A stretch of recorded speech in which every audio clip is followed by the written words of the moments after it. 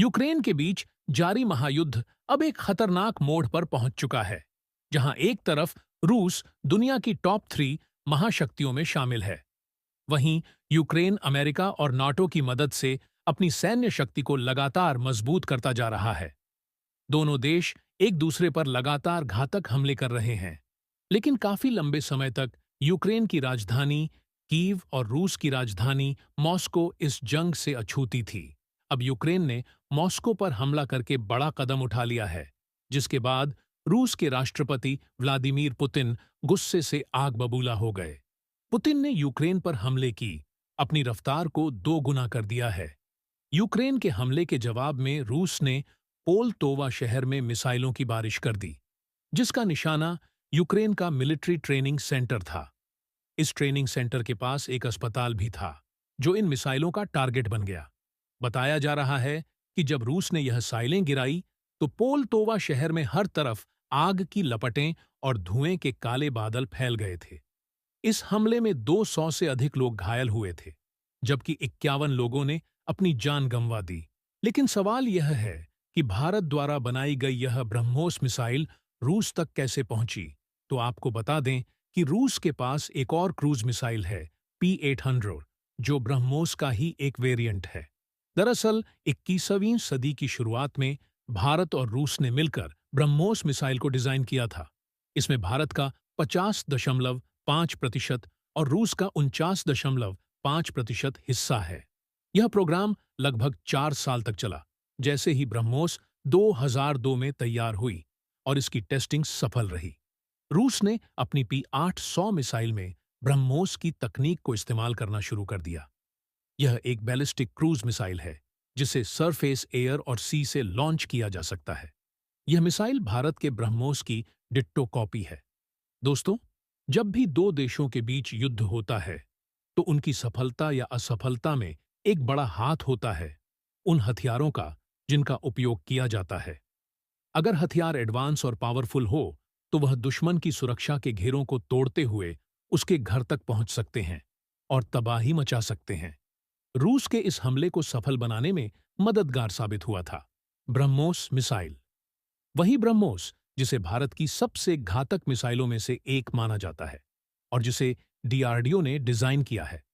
रूस ने इसे पोलतोवा पर हमला करने के दौरान इस्तेमाल किया और पिछले 2 सालों से यह मिसाइल यूक्रेन के कई शहरों पर दागी जा रही है।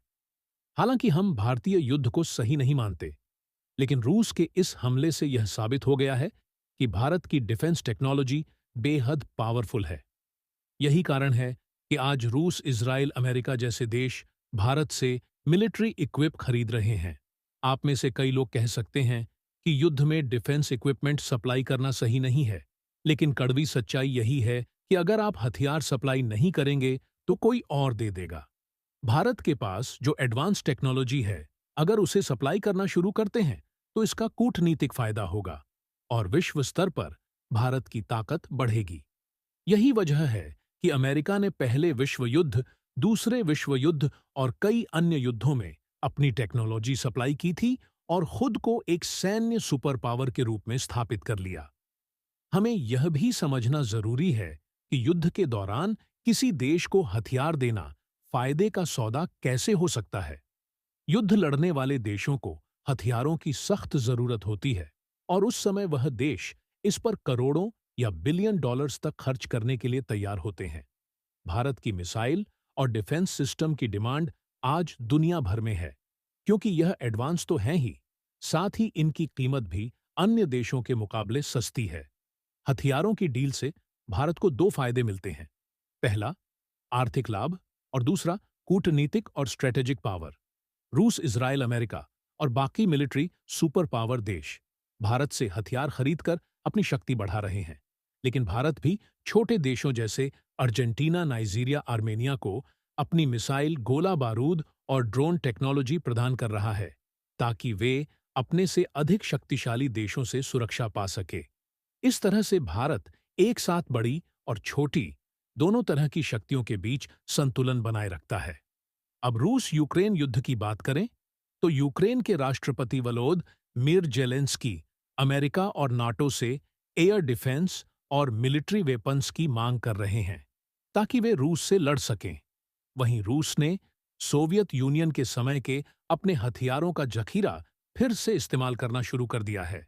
रूस का हालिया हमला यूक्रेन के नोपल शहर पर था, जहां रूस ने 188 ड्रोन से पावर ग्रिड पर हमला किया है। दोस्तों, क्या भारत को अपनी एडवांस टेक्नोलॉजी वाले हथियार रूस, इजराइल और बाकी देशों को एक्सपोर्ट करने चाहिए या नहीं? इस पर आपकी क्या राय है? हमें कमेंट्स में जरूर बताएं।